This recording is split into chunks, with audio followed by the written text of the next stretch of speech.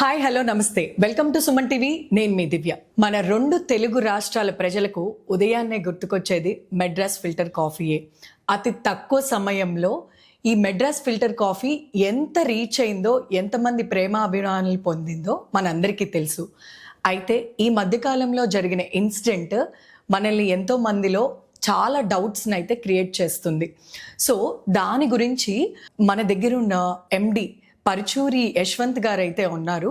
Madras filter కాఫీని తన ఇంటి పేరుగా మార్చుకున్న అతను ఇప్పుడు మన ముందు ఉన్నారు, మన సుమన్ టీవీ స్టూడియోలో. ఒకసారి ఆయన మాటల్లోనే మెడ్రాస్ ఫిల్టర్ కాఫీ అసలు ఎలా జరుగుతుంది, ప్రెసెంట్ సిచ్యువేషన్ని ఆయన ఎలా డీల్ చేస్తున్నారో మనం ఇప్పుడు అడిగి తెలుసుకుందాం. నమస్తే సార్. నమస్తే అండి.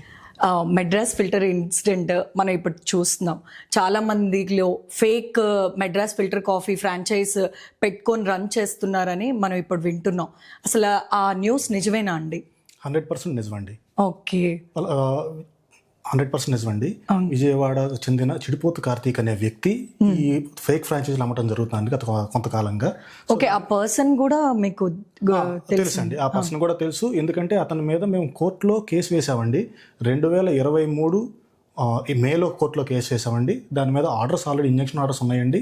తర్వాత ఆ వాదోపవాదనలు విన్నాక అక్టోబర్ 2023లో అతనికి ఎగనెస్ట్గా మళ్ళీ ఇంజక్షన్ ఆర్డర్ కన్ఫర్మ్ అయిందండి. సో ఇప్పుడు అతనికి ఎగనెస్ట్గా ఆర్డర్ ఉన్నా కానీ ఈ రోజు కూడా ఫేక్ ఫ్రాంచైజ్ అమ్ముతున్నాడండి అతను. ఓకే సార్, అసలు ఇది ఎక్కడ బయటపడింది సార్ ఫేక్ జరుగుతుందని? సార్, మా ఈ మద్రాస్ ఫిల్టర్ కాఫీ అనేది మేము 4 fathers నుంచి మేము ఫుడ్ అండ్ బెవరేజ్ ఫీల్డ్లో ఉన్నామండి. సో అప్పటి నుంచి చేసుకుంటూ వస్తున్నాం. మాకు పర్చూరి వైన్స్ అని చెప్పి విజయవాడలో ఏనాటి నుంచో దీనిలో ఉన్నామండి, బిజినెస్లో కూడా ఉన్నామండి. సో మాకు ఏనాటి నుంచో హోటల్స్ ఇవన్నీ కూడా నడుస్తూ ఉన్నాయి. సో దానిలో ఈ మద్రాస్ ఫిల్టర్ కాఫీ బ్రాండ్ ద్వారా మేము కాఫీ అన్ని కూడా చేస్తున్నాం. ఎప్పుడు స్టార్ట్ చేశారు సార్ ఇది? సో ఇది 1979లో మా గ్రాండ్ ఫాదర్ దగ్గర నుంచి స్లోగా స్టార్ట్ అయిందండి. బట్ దీన్ని కమర్షియల్గా మనం దీన్ని ప్రమోట్ చేస్తా బాగా గ్రాండ్గా చేసుకొచ్చింది మాత్రం 2019 నుంచి గ్రాండ్గా చేసుకొస్తున్నాం అండి. 1918 నుంచి చాలా హెవీగా రకరకాల ఫ్రాంచైజ్ మోడల్స్ నుంచి కొంచెం ఇన్స్పిరేషన్స్ తీసుకుని దాని నుంచి దీన్ని ఒక బిజినెస్ మోడల్గా మార్చి చేసుకుంటూ వస్తున్నామండి. సో మాకు కోవిడ్ టైంలో కూడా మాకు ఎక్స్పాండ్ అవడానికి బాగా హెల్ప్ అయిందండి. ఎందుకంటే అప్పుడే హైజిన్ మీద పబ్లిక్ బాగా ఎక్కువ ఫోకస్ పెట్టారండి. అంతకుముందు ఇంత హైజిన్ ఇలా ఉండాలి, ఈ కప్పుల్లోనే తాగాలి, ఎక్కడైనా తాగొచ్చు అనే అంత అవేర్నెస్ లేదండి. బట్ కోవిడ్ దగ్గర నుంచి పబ్లిక్లో, సామాన్య ప్రజల్లో హైజిన్తో కూడుకున్న ఫుడ్ మాత్రమే మనం కన్జ్యూమ్ చేయాలి అనే ఒక అవేర్నెస్ బాగా క్రియేట్ అవటం వల్ల అక్కడి నుంచి మా ఏదైతే మేము యూజ్ చేసే ప్రాసెస్ కానీ ఎక్విప్మెంట్ కానీ ఉంటుందో కంప్లీట్ హైజినిక్ అండి. ఎక్కడ ఓపెన్ అనేది ఉండదు, డస్ట్ అనేది లోపలికి వెళ్ళడానికి ఉండదు. బట్ రెగ్యులర్గా ట్రెడిషనల్గా ఫాలో అయ్యే కుకింగ్ ప్రొసీజర్స్లో ఏంటంటే మనకి డస్ట్ కానీ ఇదంతా స్ట్రీట్ మీద చేసే దానిలో ఆ పాసిబిలిటీ ఉంటుంది. బట్ మనం ఏదైతే యూజ్ చేస్తాం ఎక్విప్మెంట్ కానీ ఇవన్నీ ఏంటంటే కంప్లీట్ హైజీనిక్ ఆ ఎన్వైరన్మెంట్లో మనం చేయగలుగుతున్నాం. సో పబ్లిక్ న్యాచురల్గా ఈ హైజీనిక్ ఆ కాన్సెప్ట్ మీద మనని అప్రిషియేట్ చేయటం, మన దగ్గర కన్జ్యూమ్ చేయటం, మన ప్రోడక్ట్ కూడా మార్కెట్లోకి బాగా ఆ టైంలో బాగా ఎక్స్పాండ్ అవటం, రిసీవ్ చేసుకోవటం. రెండోది కూడా మన ప్రోడక్ట్లో కూడా మంచి ఫ్లేవర్ కానీ ఇవన్నీ ఉండటం వల్ల పబ్లిక్ మంచిగా రిసీవ్ చేసుకున్నారండి. అది మాకు గ్రో అవటం కూడా ఈజీగా గ్రో అవడానికి బాగా ఉపయోగపడింది. అవును, ఫ్రాంచైజ్ కూడా చాలా మంది చాలా తక్కువ టైంలోనే చాలా ఎక్కువ ఫ్రాంచైజ్ మనం చూసాము. అలాంటిది ప్రెసెంట్ ఇప్పుడు ఎందుకు సార్ అలా ప్రాబ్లం వచ్చింది? ఇప్పుడు మాకేంటంటేనండి, దాదాపు ఇవాళ 2 రాష్ట్రాల్లో 30 outlets దాకా నేను రన్ చేస్తున్నానండి. ఈ 30 outletsలో 50% అవుట్లెట్స్ నా ఓన్ అవుట్లెట్స్, మేము కానీ మా ఫ్యామిలీ కానీ విత్ ఇన్ ఫ్యామిలీస్లో రన్ చేసుకుంటున్న బిజినెస్. సో ఒక 50% మాత్రమే బయట మేము ఫ్రాంచైజీలు ఇచ్చామండి. సో ఈ ఫ్రాంచైజెస్ కూడా ఎట్లా ఇచ్చాము అంటే, మేము ఎన్నో ఏళ్ళుగా చేసుకుంటా వస్తున్న బిజినెస్ని లీగలైజ్ చేసుకుంటా ప్రాపర్గా ఒక ఫ్రాంచైజ్ మోడల్లోకి స్లోగా కన్వర్ట్ చేసుకుంటా దీని నుంచి మేము ట్రేడ్ మార్క్ అప్లై చేయటం, ఈ డాక్యుమెంటేషన్ అంతా కంప్లీట్ చేసుకున్నాం. సో లక్కీగా మాకు సెంట్రల్ గవర్నమెంట్ నుంచి కూడా మాకు ఆ ట్రేడ్ మార్క్ గుర్తింపు కూడా మాకు లభించిందండి. సో ట్రేడ్ మార్క్ వచ్చిన దగ్గర నుంచి మేము ఫ్రాంచైజ్ మోడల్లోకి ఎంటర్ అయ్యి మా రైట్ ద్వారా ఫ్రాంచైజ్ ఇవ్వటం. ఇప్పుడు హైదరాబాద్లో ఉండి, ఇప్పుడు వైజాగ్లో ఎంవిపి కాలనీలో మా ఓన్ అవుట్లెట్ ఉందండి. అక్కడ హౌస్ ఆఫ్ స్పైస్ రెస్టారెంట్ కూడా నడుస్తుంది. So both restaurant and coffee shop కాంబినేషన్లో ఒక ఫ్లాగ్షిప్ స్టోర్ రన్ చేస్తున్నాం అండి ఎంవిపి కాలనీలో. ఇది కాకుండా మనం రుషికొండ దగ్గర ఉనివ్వండి, బీచ్ రోడ్లో ఉనివ్వండి, సో ఒక 4-5 ప్లేసెస్లో ఇవాళ మా ఫ్రాంచైజ్ అవుట్లెట్స్ నడుస్తున్నాయి. సో ఏ ఊరు వెళ్ళినా ఒక ఫ్లాగ్షిప్ స్టోర్ రన్ చేయటం, దాని ద్వారా సపోర్ట్ చేస్తా ఈ ఫ్రాంచైజ్ రన్ చేయడం చేస్తున్నాం.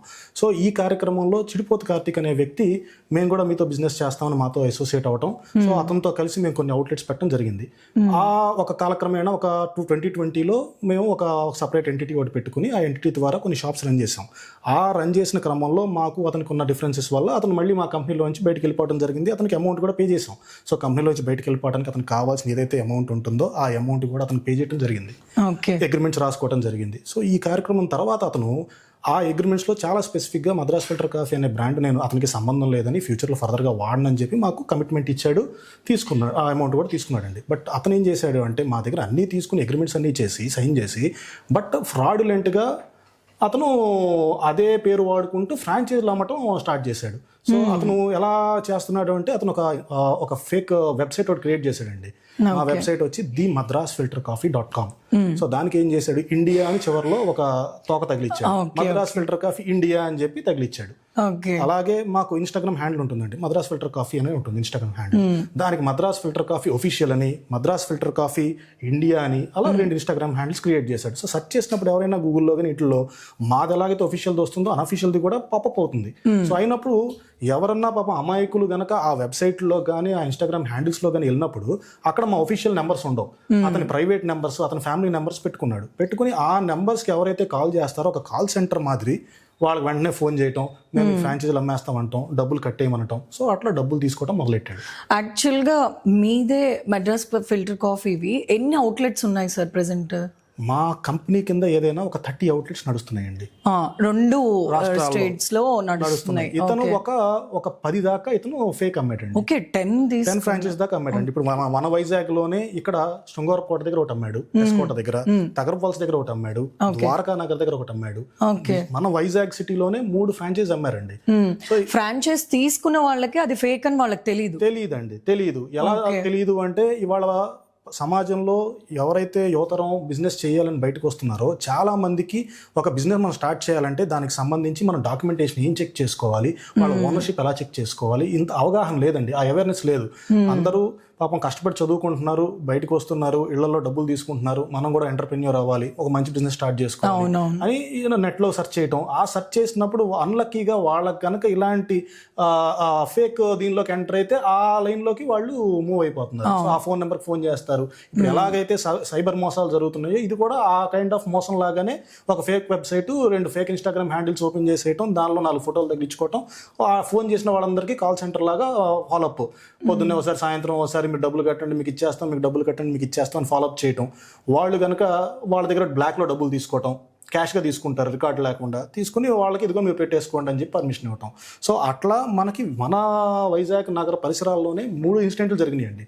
సార్ మరి అలా జరిగినప్పుడు ఆల్రెడీ తీసుకున్న వాళ్ళు ఫ్రాంచైజ్ వాళ్ళు కానీ భయపడడం, లేదా కొత్త వాళ్ళు తీసుకోవాలంటే భయం ఉంటుంది కదా సార్, అలాంటి వాళ్ళకి మరి మీరు ఏం భరోసా ఇస్తారు? మేడం ఇప్పుడు మా వెబ్సైట్లో ఇప్పుడు చాలా ఒక 2 yearsగా ఇన్సిడెంట్స్ జరుగుతున్నాయండి. సో ఎవరైతే ఆల్రెడీ మోసపోయారో దానిలో 2 పోలీస్ స్టేషన్లో కంప్లైంట్లు ఇచ్చున్నారండి. 3వ మనిషి ఆల్రెడీ కంప్లైంట్ ఇచ్చి ఎఫ్ఐఆర్ కూడా ఫైల్ అయిందండి. సో వాళ్ళందరూ కూడా ఎవరైతే ఈ బాధితులు ఉన్నారో వాళ్ళందరికీ తోడుగా మేము ఉండి, ఇప్పుడు ప్రాబ్లం ఎక్కడ వస్తుందంటేనండి, ఇవాళ సామాన్య కాఫీ లవర్కి ఏది ఒరిజినల్ ఏది డూప్లికేట్ అనేది తెలుసుకోవడం చాలా కష్టంగా ఉన్న పరిస్థితి. రెండోది ఏమవుతుంది, వీళ్ళ దగ్గర అతను ఎవరైతే ఫ్రాంచైజీలు ఉన్నారో వాళ్ళకి ఏ అగ్రిమెంట్ ఇవ్వట్లేదు, మెటీరియల్ కూడా సప్లై చేయట్లా. సో మెటీరియల్ సప్లై చేయకపోవడం వల్ల వీళ్ళు ఏం చేయాల్సి వస్తుంది, రోడ్డు మీద ఎక్కడ ఏది అవైలబుల్గా ఉంటే ఆ మెటీరియల్ కొనుక్కుని వాడేసుకుంటున్నారు. దానివల్ల ఒరిజినల్ దానికిను డూప్లికేట్ దానికి చాలా వ్యత్యాసం వస్తుంది టేస్ట్లో కానీ ఫ్లేవర్లో కానీ. సో సామాన్య కస్టమర్ ఒక ఒరిజినల్ స్టోర్కి వెళ్ళి తాగి ఒక డూప్లికేట్ స్టోర్కి వెళ్ళి తాగంగానే వాళ్ళకి అదేంటి ఇదే ఆ బ్రాండ్ అనుకున్నాం, ఏంటి ఇంత బ్యాడ్గా మెయింటైన్ చేస్తున్నారు, క్వాలిటీ లేదు, ఏంటి ఇలా పడిపోయింది ఏంటి. మీరు అది చెక్ చేశారా సార్? అంటే మీ అవుట్లెట్కి అక్కడ ఫేక్ ఉన్న దానికి మేము చెక్ చేయడం కాదండి, మేము చెక్ చేసాము. అసలు దొంగ ఫ్రాంచైజీలు తీసుకుని మోసపోయిన వాళ్లే చెక్ చేసుకుని వాళ్ళ దగ్గర కస్టమర్లు ఇదేంటి మీ దగ్గర కాఫీ బాగాలేదు అక్కడ బాగుంది అని ఆ వచ్చిన రివ్యూస్ బేస్ చేసుకుని వాళ్ళు ఒరిజినల్ అవుట్లెట్ల దగ్గరికి మీరు ఎక్కడ తీసుకున్నారని ఎంక్వైరీ చేయగా మేము మోసపోయిన వాళ్ళు అర్థం చేసుకున్నారు.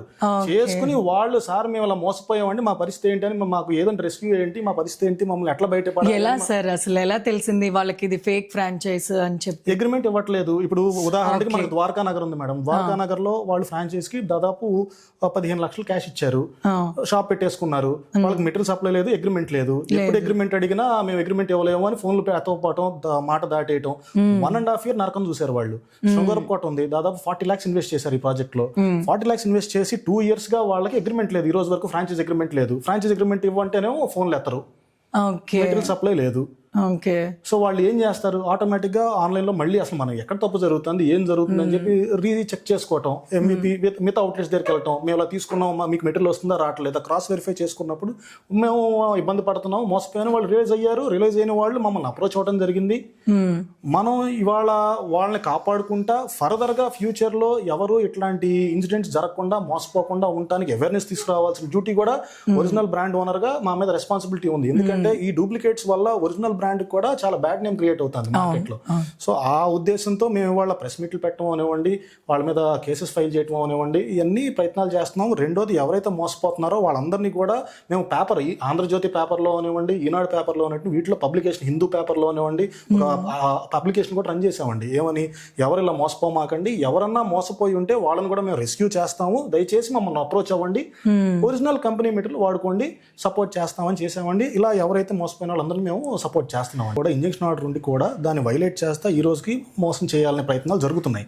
సో అందుకని మేము పోలీసుల దృష్టికి తీసుకొచ్చాము, మీడియా దృష్టికి తీసుకొచ్చాము, వాళ్ళ మీద ఫైట్ చేస్తున్నాం, వాళ్ళ మీద కఠిన చర్యలు తీసుకోవాలని అందరినీ ప్రార్థిస్తున్నాం. పబ్లిక్ను కూడా అందరినీ కోరుకునేది ఏంటంటే, మీరు ఈ బిజినెస్ కాదు ఏ బిజినెస్ చేసినా కంపల్సరీ డాక్యుమెంటేషన్ అంతా పర్ఫెక్ట్గా వెరిఫై చేసుకోండి. అవతల వాళ్ళకి ఫర్మ్ రిజిస్ట్రేషన్ ఉందా, జిఎస్టీ ఉన్నాయా, వాళ్ళకి ట్రేడ్ మార్క్ ఉందా, ట్రేడ్ మార్క్ లేకుండా ఫ్రాంచైజీలు అమ్మితే రేపు ఎవరన్నా అఫీషియల్ వాళ్ళు వచ్చి మీకు నోటీసులు ఇస్తే మీరు పెట్టిన పెట్టుబడి అంతా వేస్ట్ అయిపోతుంది. అందుకని compulsory trade mark certificates, registrations అన్నీ వెరిఫై చేసుకున్నాకే ఫ్రాంచైజీలు తీసుకోండి, అమౌంట్ కట్టండి. ఈ బిగ్గెస్ట్ ఛాలెంజెస్ అంటే కూడా ఇవే ఉంటాయి సార్? ఇంకేమీ ఉంటాయి సార్ ఛాలెంజెస్? ఈ ఫిల్టర్ కాఫీ అనే కాదు, అసలు ఫుడ్ ఇండస్ట్రీలో ఎవరైనా కొత్తగా బిజినెస్ స్టార్ట్ చేయాలి అని అంటే ఏమేం ఛాలెంజెస్ వాళ్ళు ఫేస్ చేయాల్సి ఉంటుంది? ఇవాళ ఫుడ్ ఇండస్ట్రీలో ఎవరు వచ్చిందనండి, అందరూ ఎక్స్పీరియన్స్ ఫ్రెష్గా వస్తున్నారు, ఎక్స్పీరియన్స్ తక్కువ ఉంటుంది.